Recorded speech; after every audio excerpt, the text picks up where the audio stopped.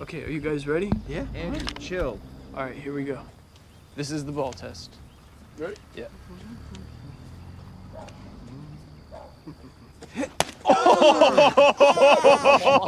What the? Wait, Let's do it. Let's do it. All right. All right. Wait. We said underhand, right? Yeah, it is underhand. Okay. Yeah. And give it to I'm on underneath. you. You're not gonna give me this time. You ready? Watch. Yeah. Okay. I'm on you. I don't know what you're talking about. Let's go.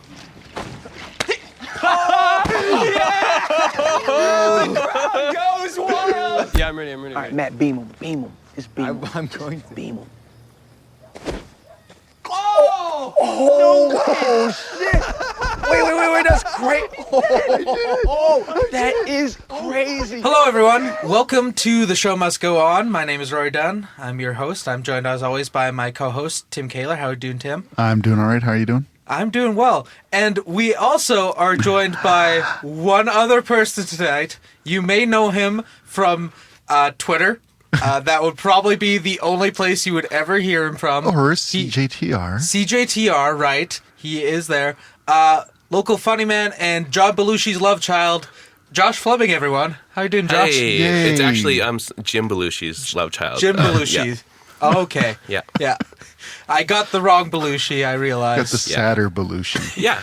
Hey, I'm working on my sitcom according to Josh right now, so you can appreciate that, please. Yeah. Is it going to be like Scrubs Season 9 where Jim will be there for like the first 5 episodes Yeah, to we're introduce trying to get Josh? Jim on board, but He'll take he's it. still not He needs acknowledging me. work.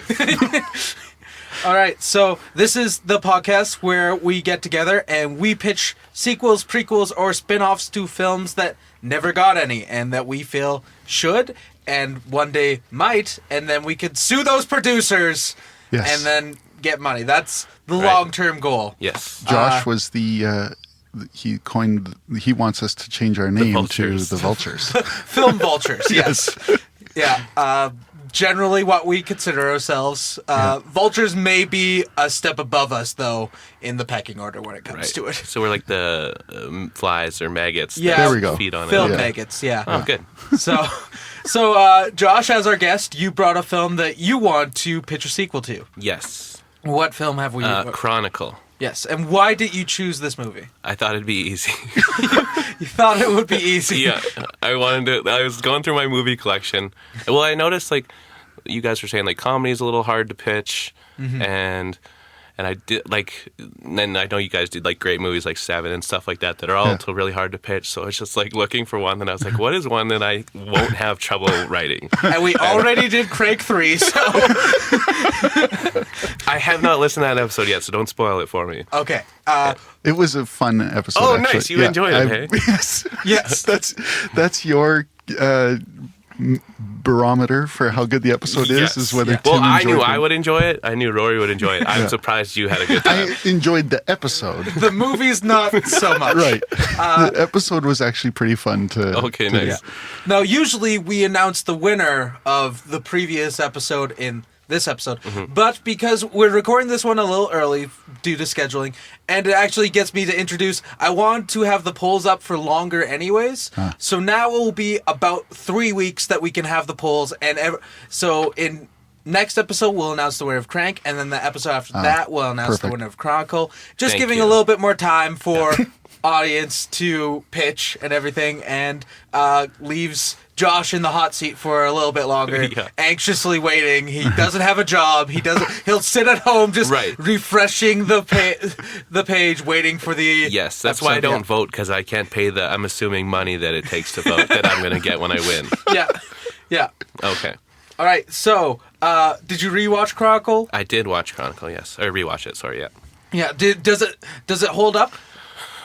Well, I will say that I like it still, but it's pretty formulaic as far as plot and everything, I thought. I still think that it's probably one of the best found footage. It is my films. favorite found footage movie. Yeah, because most of those are shit. Maybe besides, I really enjoy watching Project X. That's probably the only one that I like better. Project Yeah, I X is never fun. watched that I one. really like Cloverfield Yeah. myself, but I didn't mind Clover, but for found footage, I did like the first Paranormal Activity. Oh right, those, Yeah. I forget to count those. I cry every Because time that I one, watch them. like so. that one, it was like, and same thing with Chronicle. It's like it makes sense that it's found footage, Yes. and same thing with Cloverfield. Cloverfield, yeah. Right. Whereas other ones, you can tell it's like, oh, you just were It was trying to just save money. Yeah. Yeah.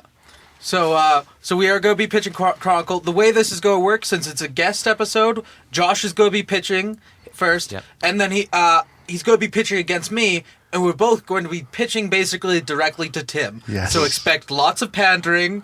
Expect all the characters to be bald.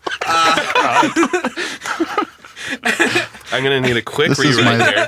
this is my last podcast. Welcome to the new co-host, Josh Fleming. I think I'm out to an early lead then with that. So yes, we'll be pitching directly to Tim, and at the end of the episode, Tim is going to choose which movie, if he had the money, he would finance. Nice. So Which you don't need a lot of money to finance Oh, Chronicle 2, I don't thanks. think, right? yeah, no, the first one had a budget of I think about 2-3 million. Right, so, and they got I got Michael B. that. Jordan while he was still on his upswing. So yeah, No yeah. one knew who he was yet. Or Dane DeHaan as well. right, yeah. Or he's other done guy stuff. who has not done. I looked up what other guy did. I don't remember his name. Matt from the movie. The last movie he did got like a 3.6 on IMDb. So Oh, poor guy. Oh, I should have other picked guy. that movie. I should have picked that movie to pick a sequel to. yeah, I think it was called Blood in the Water. Welcome to The Show Must Go On. We are pitching Blood in the Water 2. All right, so let us get to Josh's pitch. Right. What do you have for us? Okay, so mine's I call it Chronicle Part 2, just because I don't like the sound of Chronicle 2. Yeah. And I originally thought Josh Tranks presents Chronicle 2, but he probably won't ever work in Hollywood again, so I'm not going to go with that either. Basically, mine is I'm going to stick to the found footage formula, because I think it worked well for this, like I said, or like we were saying. And basically, it's going to start with like a kind of military science, like excavation and of the cave that they got Right. their powers from. And because I don't know if you remember, but it caved in, so they couldn't get back down there. So they find where it is due to all the footage that they found. they get up. They are trying to like, I don't know, like basically the military, right? So they're going to try and either weaponize it or harness the power or something. And they come out to, it comes like into an interview with a guy named Sergeant like Cullen. Yeah.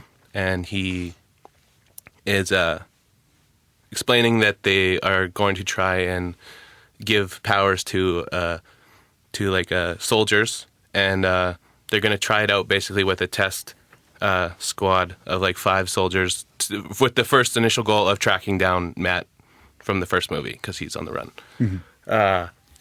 And it's also going to be revealed that so there's a girl character named Casey, who basically I just want to see in the movie again, so I put her back in there.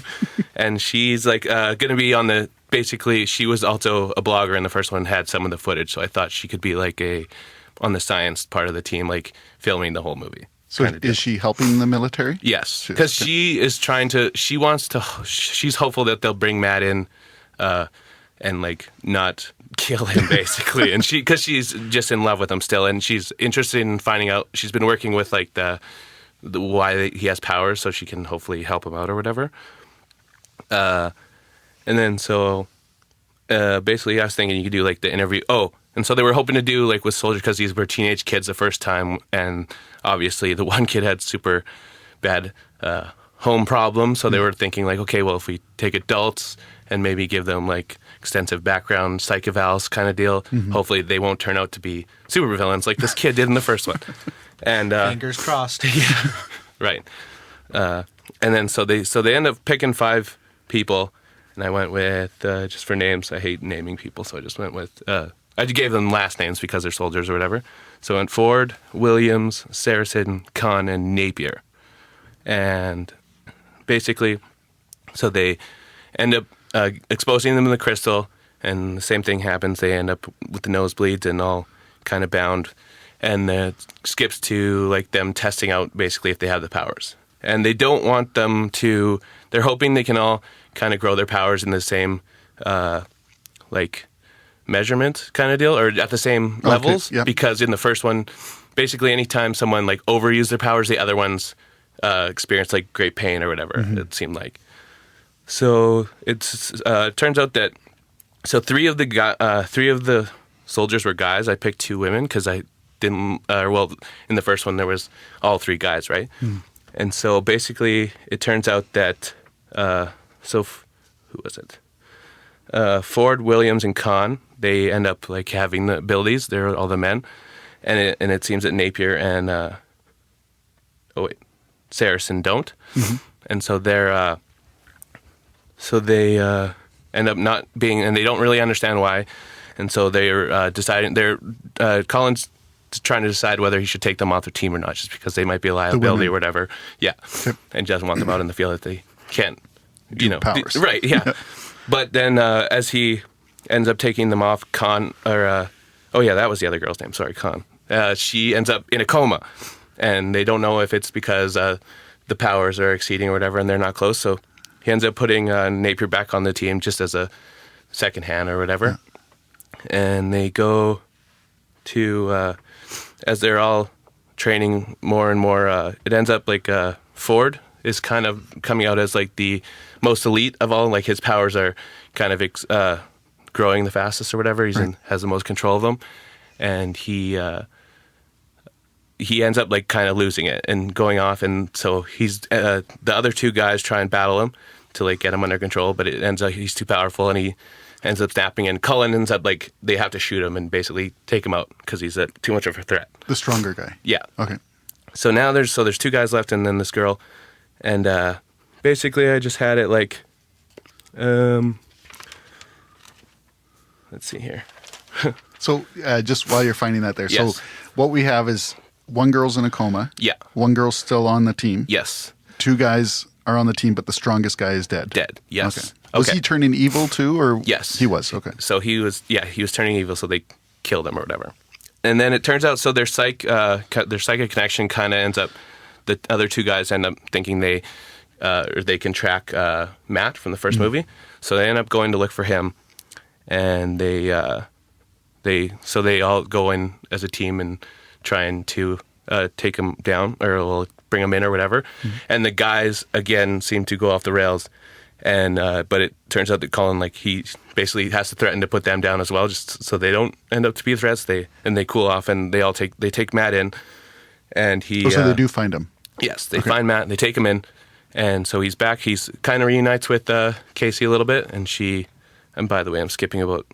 I wrote so much here. That's fine. But so they end up bringing him in, and he meets Casey, and she's like tries to reassure him that hopefully everything will be okay, and.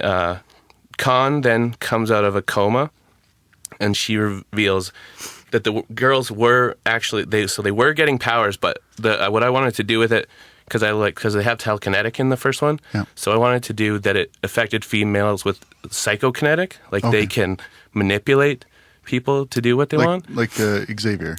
Yes, right. Whereas in the first one they can just move objects, kind of deal. Like Phoenix. Right, there you go. And wait a minute. You're telling me X-Men have superpowers? Wait, I guess actually to clarify, Jean Grey can do both. Do both, yes. Yeah, there you go. And so it turned, and then as she's like explaining this, and it's all on camera. Napier, who's the other girl, it's revealed she's actually been the evil one the whole. So she was controlling like the first guy who they killed. Oh, okay. And so she ends up, and then she takes control of Cullen, but he doesn't have superpowers. So she shoots Khan, the other female, because she's really the only rival for her, right? And then so now no one.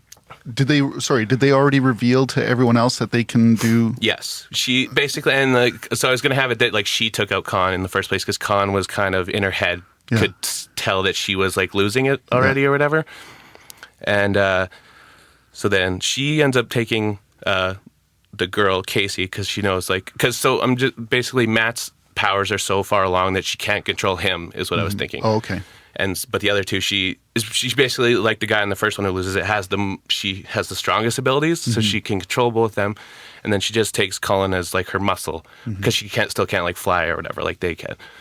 And so she goes and like they take Casey as a hostage just to, well, because Matt's probably, so then like they end up, the army ends up releasing Matt because he's like the only hope. Basically she has these two superhuman people destroying the town, right? And so as he's coming after her, she sends those two to fight him, but basically, and like the army is fighting them and stuff. And so he kind of is forced to kill both of them just because her powers are so strong. He can't. Yeah. Okay. So he's forced to kill them, or like under the army or whatever. They both end up dying. And then I was thinking like the final showdown was, so Matt is then, so it's just Matt and the girl now. And she has Cullen on her, and she like tries to get Cullen to shoot Casey, the girl from the first one. And Matt stops it, but then she's so pissed. And now she doesn't have any superheroes guys anymore, so she takes like the whole army and like turns it on them all. But then so he again panics and ends up killing her. Like he thinks it's the only way out. Yeah. Kills her. And then in the first one he left because I felt like he hated that he had to kill his best friend or cousin or whatever it was, or anybody. So I felt like he would just leave again at the end because he thinks he's going to be in trouble and not okay with what he did or whatever.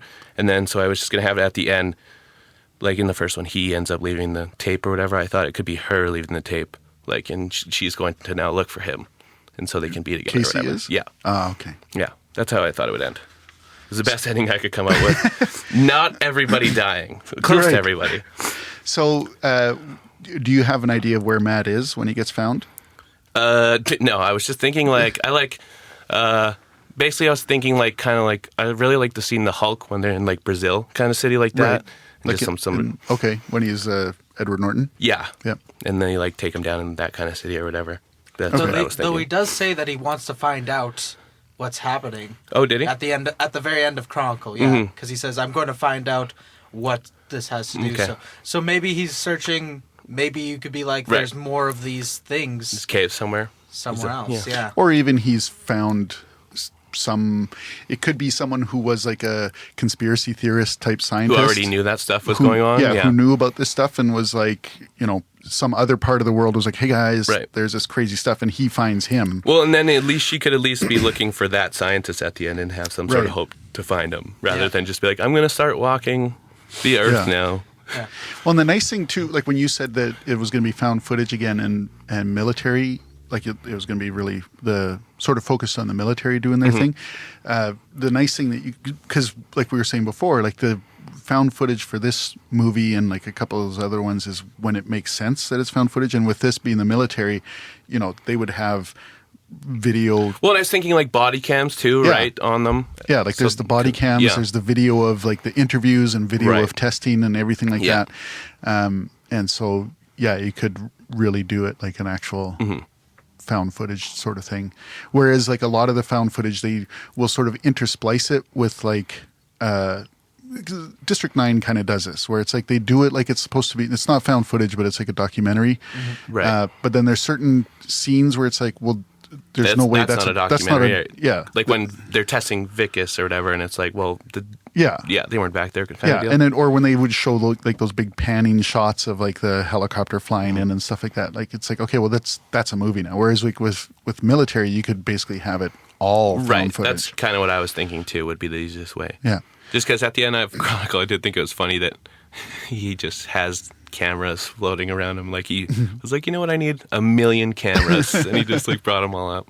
See, I kind of saw that as a witness me kind of statement. Right, yes, Because he was just like, I'm the apex predator now. I want everyone to see me, what I am. So it kind of makes sense, but at the same time, it's just like, he has cameras floating around. That's kind of stupid. Yeah. All right, so that was Josh's pitch for Chronicle Part 2. Yeah. We're going to take a quick break, and then we will be hearing my pitch. Sweet. I've been doing a lot of reading, like online about like just like evolution and like and natural selection, and how like there's this thing, right? It is called the apex predator, right? And basically what this is the strongest animal in the ecosystem, right? And as human beings, we're considered the apex predator, but only because like smaller animals can't feed on us because of weapons and stuff, right? The lion does not feel guilty when it kills a gazelle, right? You do not feel guilty when you squash a fly. And I think that means something. I just think that really means something.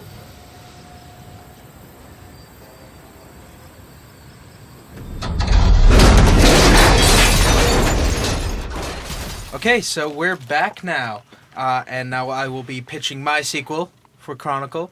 Now, I kind of went a little different. I did kind of like a side quill, kind of like Cloverfield Lane a little bit, where mine takes place somewhat during the events of the first one, just with different people, and a little bit afterwards. We'll be exploring that a bit. So, and I thought that it was actually, the name itself kind of sets it up for that. So I went with Chronicles Redacted.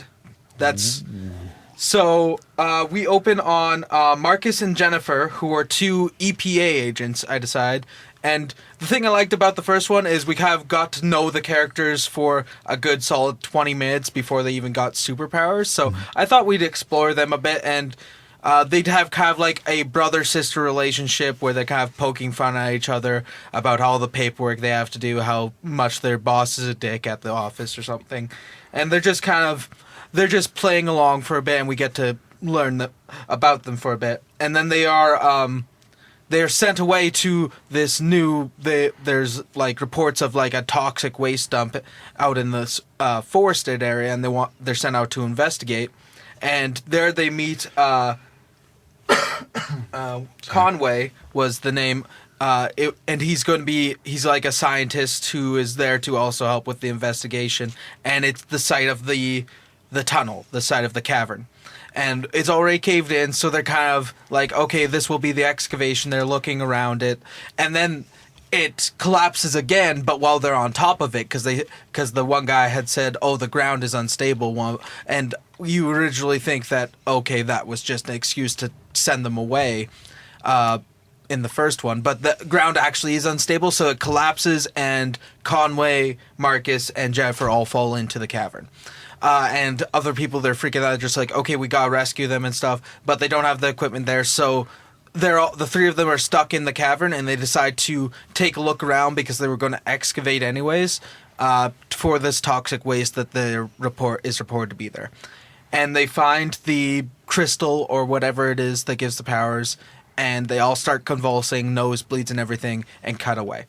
I was also thinking it could be, much like you, I was thinking body cams could work for this if we want to do found footage again, and the way the rest of it could be found footage, it could not be, kind of maybe even District 9 where it's part documentary, part real.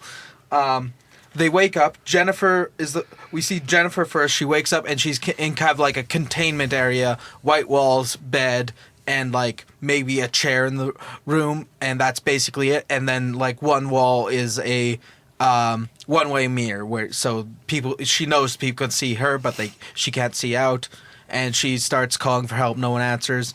We see Conway, he's just pacing back and forth. This will kind of be a montage a little bit. Marcus wakes up, he's pounding on the glass, calling for help.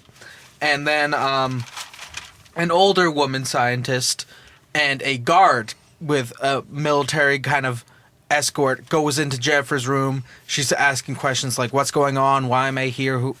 And they just kind of give vague answers. They're just like, you gotta stay here. We're just doing some tests. We just want to find out what happened. And they take blood samples. Conway, he pretends like he's gonna go along with it, but he doesn't. He tries to knock out the guard and run out the hallway. He sees basically we see the hallway, it's full of rooms that it's just full of doors, closed doors all the way down before he's taken out. And Marcus freaks out. He's just like, I want to get out of here, and they end up sedating him. And then it's kind of more just showing them. And Jennifer, we see her, after they leave, she keeps asking questions, what's going on? And as they shut the door, she screams, and she notices she moved the chair a little bit. Oh, okay. Yeah.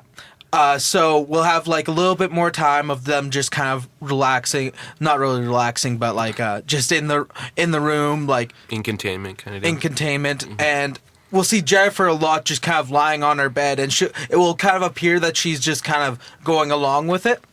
But then the end of that, it's going to be revealed that she was training herself. She realized, okay, I got something's happened to me, and she was actually secretly mentally loosening the screws on her bed. And then one time she gets up, they come in, she gets up to go, and she kills the guard with the screw. It goes, yeah, straight up, because Josh is on board. yeah. Josh likes men dying from women screwing him. I really do. That's the dream right there. Yeah, you need to be a 57-year-old Russian millionaire, I'm pretty sure, for that to happen.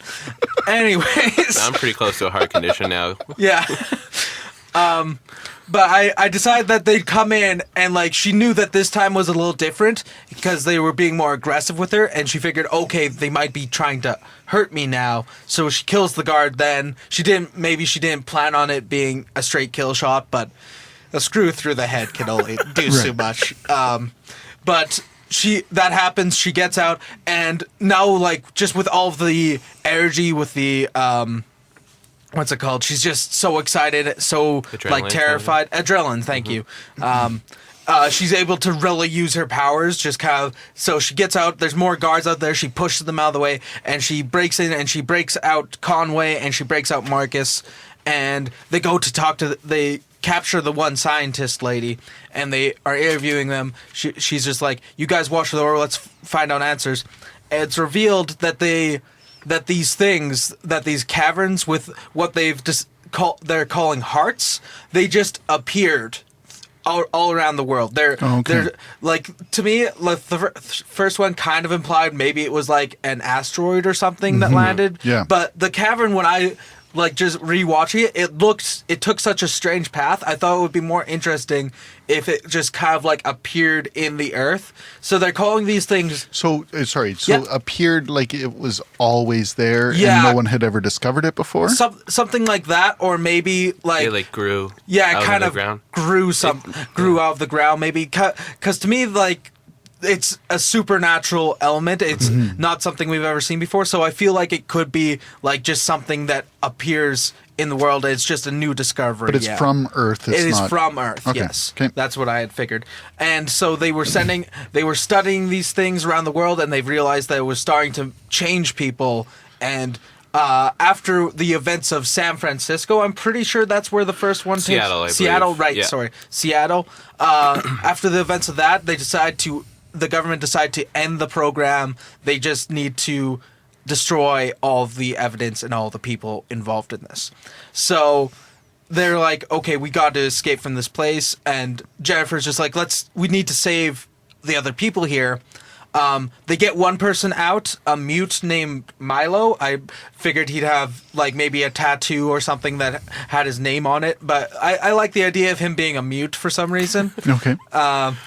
And I figured Dane Cook, because I'd love Dane Cook to play a mute. Now that I think about it right now. You're You've got pitching Dane Cook movies now with the Waffler. Yeah, the Waffler, and now this. I'm assuming you're using Crank 3. Oh, just... well, we'll see the fate of Milo. That might be why I'm pitching Dane Cook right now. Yeah, you killed him off pretty quick in Mystery Men's. But yeah, they get one person out. Milo doesn't have to be Dane Cook. I was thinking probably just a younger, maybe Dane DeHaan type, like the skinnier kind of, basically starving to death kind of look. The Dane DeHaan, yeah. But that happens. But then more guards come, and there is a specific guard, all in black, and he's a Force agent. He's one who has the superpowers, and he's using it to... He's killing off all the other people just through the doors, basically. Like, he's super powerful. Okay, so he's a Force agent. So he's actually He's a telepath. Yes. But he's like a agent with the government. Yes. And so this is implying that the government has been sort of like Josh's story, weaponizing these abilities. Okay. Yes. Sorry, I should have clarified. No, that's fine. I just want to make sure. Yeah, I decided that there would be some of that, and he's super powerful already. He's been doing this for quite a while, so he knows that, okay, these civilians all have to die. So he's basically killing them off without even going into the rooms, because he's able to kill like nothing. And this is the first time that we've realized as audience members that there's government agents that have powers. Okay. Yes. maybe like the doctor when they're interviewing her can like just mention something about how we tried to weaponize it, but Right, it's yeah. too unstable with so many people, something like that, and then this will be the big reveal of someone like that. And so there's kind of like this telepath battle. They're trying to escape, and this guy's just too powerful. But Milo himself is also super powerful, and he throws them away. And then he ends up going into one of the rooms. They're trying to get him out, and he takes a bracelet off of one of the guards, like this weird kind of blue changing color bracelet. Takes it off. And they escape, and they get out, and it's kind of like in a forested area, so they escape into the forest. And so they're discussing things. They're just like, what do we do? And they're trying to communicate with Milo. He can't talk, of course. And I'm thinking he'll probably have some sort of maybe PTSD or just traumatized from all the experiments they were doing on them in there. And he takes the brace.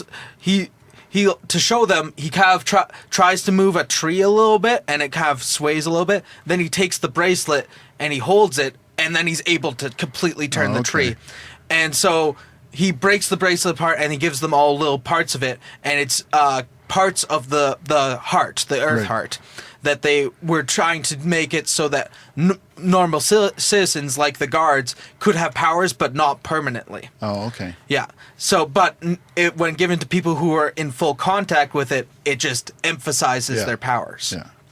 So, Jennifer and Conway, they both want to just... I thought Milo, maybe that he could train them a bit, but then while they're talking, Milo will go and actually just kill himself. He's too traumatized from what's happened, and I think he just, when they talk about they're coming for us, it will just affect him so much that he'll just go literally off into the wilderness and die. And that idea actually comes from a script I wrote a while ago. So anyways, Conway and Jennifer, like, we just gotta leave, we just gotta get out of here. But Marcus wants to go see his wife for one last time. He'll escape with them, but he has to go say goodbye to his wife. So, of course, that's a bad idea. He gets there. Jennifer and Conway are going to be kind of like watching from another rooftop, watching from a bit away. And he gets there. He's saying his goodbye to his wife, and the agents come. The Force agent is there, and they don't want to fight. He doesn't want to go away though, and they end up accidentally killing his wife. I think in the fight, like maybe they're doing projectiles, and one comes and he deflects it away, and it goes into the wife, or maybe the Force agent does that, and she dies. And then out of just pure rage, he basically flattens the house, killing everyone and killing himself in it. Like, he can't control it at that point. He's just so full of rage, and it destroys the house. Maybe even a few houses. Like, it's completely destruction. Levels the block. Yeah. And so Jennifer and Conway are like, we gotta go, and they start escaping. And then one of the agents starts chasing after them. One of the other probably the Force agent from the hallway that they encountered, goes after them. Because maybe he escaped last moment from the house, but he's going after them, and then they're able to fly away. The other guy's going after them, and then Matt comes and he takes out the agent. Oh, okay. And he's reintroduced there. They land and they talk, and Matt's just like, there's a psychic connection between all of us. You guys have all felt it. They're able to trace you through this connection. It's completely unique, and there's more of us in the world than any of us can do. They're trying to kill us all. They're killing us all so much right now, and we just got to team up. I'm forming an alliance of us. Will you guys join me? And that's kind of where I figured it would end. Kind of end, because the first one ended a little bit being like, there's going to be more to this story. And I like the idea, like the title itself, Chronicle, it's kind of like, okay, this is definitely part one of a series. So I kind of want to continue that idea. Okay. Yeah. So are your civilians, are they high school students also? No. I thought it would be interesting because I thought to give adults superpowers, because I thought the first one is like, okay, this is what kids would do with it. What would adults do with it? Okay. They would be a bit more reasonable. They would not be. They would be. They wouldn't play pranks on people. They would go and see their wives. They would go and see their wives. They would go and they would be kind of maybe volunteer for the government, being like, there's something wrong with me. I should They go see their doctor. They go, yeah. So yeah, no, mine would be adults. Okay. So now I have to pick which one of those ones Yes. I like. Ooh, this is tough with both of you sitting here. I'm not just randomly clicking a button on a screen. Well, okay. So I like. Well, obviously they're both really good. I did like in Josh's. I like the fact that it's like the how it would be the army, and then using the found footage from that, and then still connecting the love story between what was it, Matt Casey? Casey and Yeah. And then Matt just sort of coming in and fighting. I also like the spin that you did about women are That was telepathic probably my favorite part and of the men whole are pitch. telekinetic. So Basically I thought that skated was on pretty that cool. as an idea. It's like, okay, I got this. How do I build a movie around it? But yeah, so I did like that. Although I do really like the reveal on your story, where it's like it's sort of the same story but different, and then Matt coming in the end, and then sort of a setup to a third movie. So I'm gonna have to go with Chronicles Redacted. That's fine. right. I also liked Rory's. So. Hey, I liked yours too, Thanks, Josh. Don't you? Oh. Don't John, you which feel- one did you like? Honestly, I like Chronicles because of the series idea. I'm always Yeah. a sucker for a longer term. Not I that miss yours. Mike I mean, as a yours producer. was. Yeah. Yeah. I have that prepared for every episode. Producer John is not allowed to talk, Josh. We all know this. I was just trying to get a vote, But Rory. yours was still open to a sequel. I just liked because yours was Yeah, more no, focused Rory's on was good. Casey and Matt. Yeah. I'm a Whereas sucker for a love story. you are. I know you are. We all know your favorite movie is Love Actually. Okay, now so. can I do my Moulin Rouge sequel? Yes, if for those of you who don't know, I got Josh hooked on Moulin Rouge, and we have since, in the span of like 3 weeks, watched it twice together. And then I bought it on Blu-ray because I had it on DVD, and gave him my DVD Yeah. copy. And then how many times have you watched it since I then? haven't, but I listened to Oh. the soundtrack about 7,000 times. Yes, yeah, I did it at karaoke, actually. yes, I heard about that. All right. Well, that's our pitch for Chronicles. You can go on to our Facebook page, facebook.com/Shogo Podcast. We will have the poll up there, and you guys can vote for which one of these two films you would like to see. We will have an official winner in now about a month's time. You'll have about 3 weeks of voting. You can also follow us on Twitter, Shogo Podcast. Josh, thank you so much for coming on the show. Thanks for having me. Where It's can fun. where can people find you? Real Funny Josh. That's my Twitter handle. I think I tweeted once in the last year. Yeah, I don't know. That's Mostly about about Moulin Rouge. Yeah, that's Probably, what brought yeah. you out of the Twitter. it. Yeah, something Yeah. like that. And Tim, we can find you on Twitter, right? Yeah, the Tim Kaler The Tim Taylor. or Facebook Kaler Sorry. or Facebook, Yeah. or just hanging out. I guess Adult I'll say friend my finder. the CJTR show I'm on is on Monday mornings at 7 to 9. Yes, Jam CJTR, Juice. Regina's local. 91.3. And Yeah. you can find his old podcast that they don't do episodes for anymore. Yeah, called These they're- Guys Podcast. Somewhat good. I agree. Yeah, thank you. And All you right. want to know the next movie? Yes, we do. Okay, so at risk of a little bit of fatigue on the sci-fi mind powers thing, mine is what I think is like almost a better Matrix movie, Dark City. Ooh, Dark City. That I remember watching that. I think I blind bought it one day from a pharmacy in a small town in Saskatchewan, and I loved it. It's a super interesting idea. Yeah, I saw it in theaters when it first came out, and I loved it immediately. And then when The Matrix came out, and Yeah. I went and saw that, and obviously I loved that. But as I was watching The Matrix, there was a lot while I was watching it where I was like, man, this is a lot like Dark City. Yeah. But It was basically part of that 1990s super dark, super kind of gritty, super comic book, but not a comic Right. book movie phase. and Jennifer Connelly looks amazing in this movie. I'll just throw that out there. All right. What, am I wrong? I haven't seen it in a very long time, but it's Jennifer Connelly, so I'll probably agree. Yeah, of course. Josh, you you look like you have no idea what this movie is. No, I don't. Oh, you got to watch it. It's a No good problem. one. I'll listen to the podcast. Yeah. All right. So thank you to producer John Hill, and thank you guys for listening. We'll catch